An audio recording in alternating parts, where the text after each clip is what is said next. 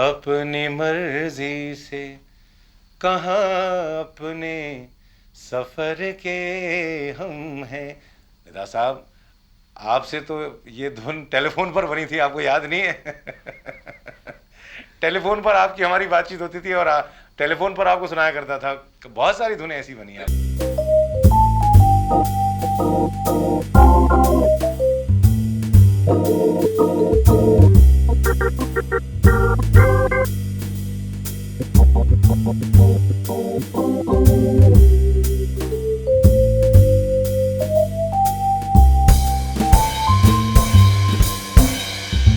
شاعری اور موسیقی کا رشتہ بہت پرانا ہے، لیکن یہ جتنا پرانا ہے اتنا نیا بھی ہے.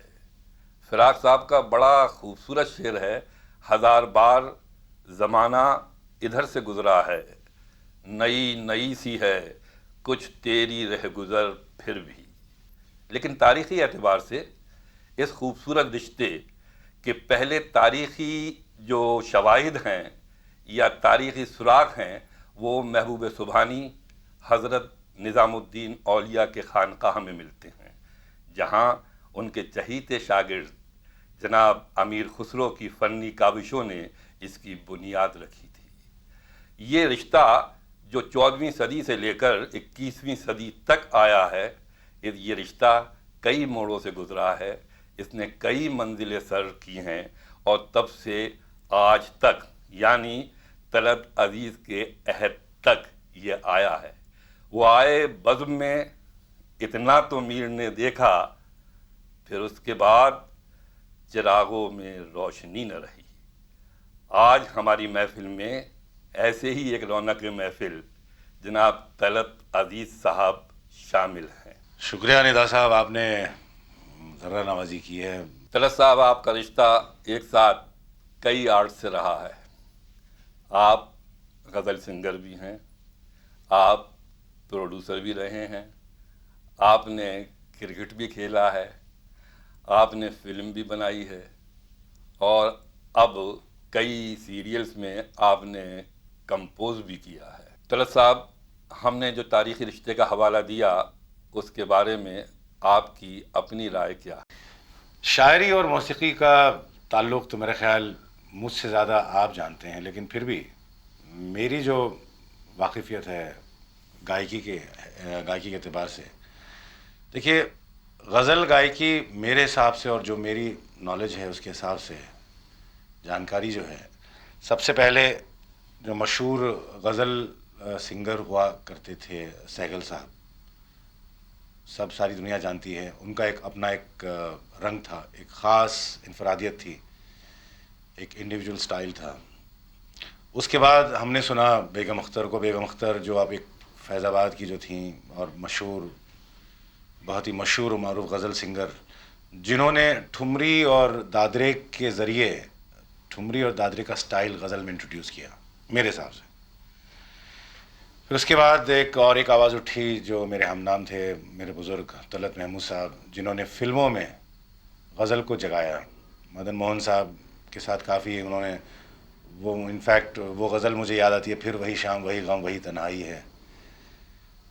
اور اس کے بعد اگر آپ دیکھا جائے تو میرے خیال ایک آواز اٹھی جن کا نام تھا ہے جناب مہدی حسن، جن کو میں بہت ہی مانتا ہوں، کیونکہ غزل میں انہوں نے ایک نیا رنگ، غزل گائکی کی بات کر رہا ہوں میں، غزل میں ایک نیا رنگ پیدا کیا. کلاسیکل موسیقی کا جو رنگ لے کر غزل میں انہوں نے پرویا. تو ایک عجیب قسم کا ایک ریولیوشن جو کہتے ہیں انگریزی میں پیدا ہو گیا اس دنیا میں. سب لوگ دنگ اور حیرت کرتے تھے کہ یہ کیسا رنگ ہے، یہ کیسی آواز ہے. اور کافی مشہور ہوئے، ایک نیا دور شروع ہوا غزل کا.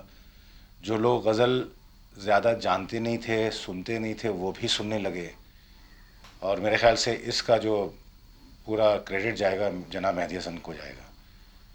رنجشی سہی، گلوں میں رنگ بھرے، باد نو بہار چلے، بہت سارے مشہور فیض کو گایا انہوں نے، فراز کو گایا، اور بہت سارے اور بھی شعراء کو، قتیل شفائی وغیرہ وغیرہ. انہوں نے ایک میرا خیال کہ آج کی ماڈرن غزل جو گائیکی ہے اس کا انہوں نے ایک فاؤنڈیشن رکھا میرے حساب سے. حالانکہ ان کی گائیکی سننے میں بہت آسان ہے لیکن گانے میں بہت مشکل ہے، کیونکہ کافی ریاضت کی ضرورت ہوتی ہے. ان کی جو گائیکی ہے بہت ہی خالص گائیکی ہے. جیسے کہ وہ ان کی غزل ہے وہ دل ناداں تجھے ہوا کیا ہے، غالب کی غزل گائی انہوں نے. کمپوزیشن پوری شدھ سارنگ راگ میں بالکل قائم ہے. یہ بہت خاص بات ہے کہ غزل کو راگ میں قائم رکھتے ہوئے غزل کو بھی اس قائم رکھنا، یہ ان کی کامیابی کا میرے خیال یہ کامیاب کے راز ہے. اس کے بعد اور ایک آواز اٹھی پنجاب سے، غلام علی صاحب. انہوں نے ایک پنجابی رنگ، پٹیالہ رنگ جو کہتے ہیں گائیکی کا، انہوں نے لیا. برکت علی خان صاحب اور بڑے غلام علی خان صاحب کا جو رنگ ہے، وہ ان کے شاگرد بھی تھے کہتے ہیں وہ، تو ان کا ایک اپنا ایک انفراد الگ بالکل ہٹ کر ان کا رنگ نکلا. اور پنجابیت جو کہتے ہیں بیڈار گھرانہ، جو مطلب ہم کہتے ہیں نا 7 سر ہیں، 7 سر ہیں لیکن 7 سروں میں شروتیاں ہیں تو 12 سر لگتے ہیں. تو انہوں نے 12 کے 12 سر استعمال کرنے لگے. بہرحال اس کے بعد ماڈرن زمانہ آیا، جگجیت سنگھ صاحب کا نام آتا ہے جب انہوں نے ایک ویسٹرن انسٹرومنٹس کا استعمال پھر کیا، گٹار، جیسے کہ گٹار. اکثر لوگ مجھ سے کہتے تھے کہ بھائی غزل میں ماڈرن انسٹرومنٹس کا استعمال یہ غلط ہے. میں تو صرف یہی کہتا ہوں کہ جب تک آپ غزل کی روحانیت کو برقرار رکھیں تو اس میں کوئی بھی چیز کا اضافہ، کوئی بھی موسیقی کا اضافہ کریں اور آپ اس کی روحانیت کو قائم رکھیں تو میرے خیال سے کوئی اس میں برائی نہیں ہے.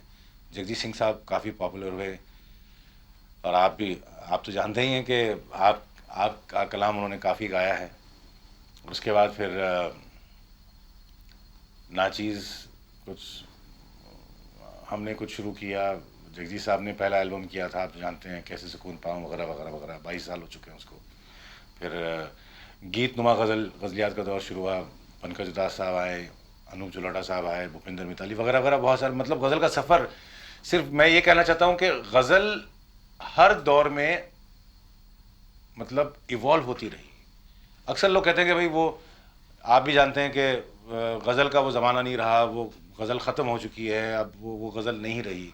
مجھے یاد ہے کہ مہدی حسن صاحب جب 2 ہارمونیموں کا استعمال جب کرنے لگے تو کافی لوگوں نے، پرانے قسم کے جو پرانے خیالات کے لوگ تھے، انہوں نے اعتراض کیا.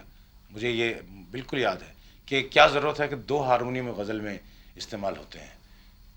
غزل میں تو صرف ایک ہی ساز ہونا چاہیے، ہارمونیم ایک ہو اور ایک سارنگی ہو اور ایک طبلہ باقاعدہ، کچھ اور کچھ نہیں چاہیے. تو یہ، لیکن دور کے حساب سے سنگروں نے بہت ساری چیزیں اپنائی. بشرط میں یہ کہتا ہوں کہ اگر آپ غزل کو اس کی جو روح ہے، اگر آپ اسے برقرار رکھیں اور اس کو سجانے کے لیے آپ بہت ساری چیزیں لے سکتے ہیں. رائٹ. آپ جو روح کی بات کر رہے ہیں طلعت صاحب، تو ہم یہ چاہتے ہیں کہ آپ ہمیں یہ بتائیں کہ جب آپ کمپوز کر رہے ہوتے ہیں اس وقت غزل یا گیت کے کنٹینٹ اور اس کا جو میٹر اپنا ہے شاعری کا، اس کے مد نظر آپ کس طرح سے اسے اپنے موسیقی میں پیش کرتے ہیں؟ ندا صاحب، آپ تو اس سے واقف ہیں، آپ کے ساتھ میں نے کافی کام کیا ہے. سب سے پہلے میں شعر یا غزل یا جو لیرک ہے، آپ شاعر ہیں، آپ مجھے لکھ کر دیتے ہیں تو میں وہ پڑھتا ہوں. اس کی نغمگی ہوتی ہے، آپ تو بالکل آپ اس سے سہمت ہیں. اس میں ایک وزن ہوتا ہے، ایک ردم ہوتا ہے، شعر میں ردم ہوتا ہے. تو اسی ردم میں اب میں پڑھتا ہوں. جیسا کہ آپ کی وہ جو ایک میں نے گائی تھی، میں کمپوز بھی کی تھی، اپنی مرضی سے کہاں اپنے سفر کے ہمیں، سیلاب ٹیلی ویژن سیریز میں، وہ میں نے پڑھا.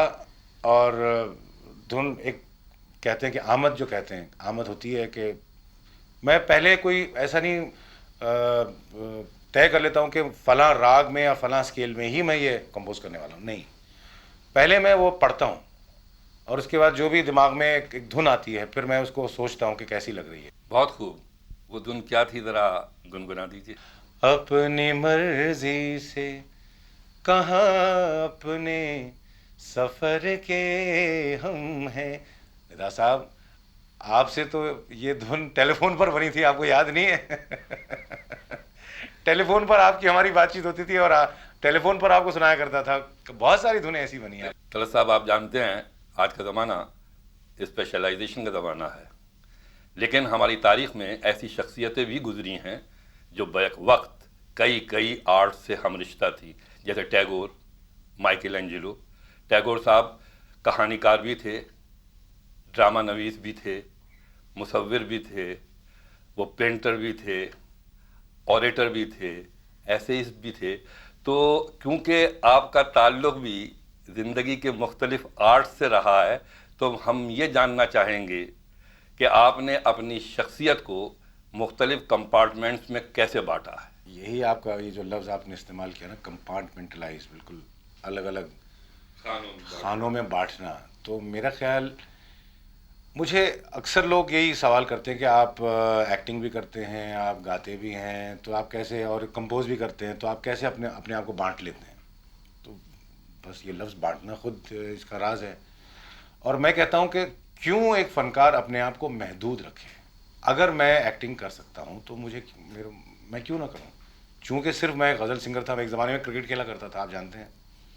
اور شاید اگر زندگی کا موڑ اس طرف چلا جاتا تو میں آج، کرکٹ تو میرا خیال کافی عرصہ پہلے ختم ہو چکی ہوتی عمر کے حساب سے، شاید سلیکٹر بنا ہوتا اور بہت سارے لوگوں کی گالیاں کھاتا ہوتا.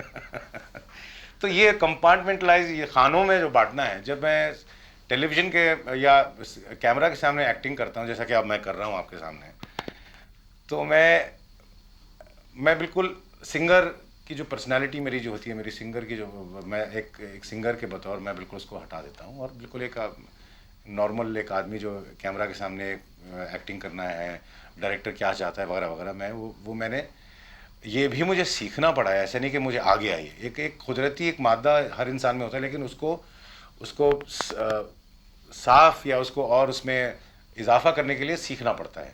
اور میں نے کافی سیکھا. جو شروعات میں نے ایکٹنگ کی اور اب آج جو کرتا ہوں، میں اپنے آپ میں خود ایک دیکھتا ہوں کہ کیا ترقی ہوئی ہے. میں انسان، بس میں یہ سوچتا ہوں کہ ہر فنکار میں جذب کرنے کا مادہ ضروری ہے.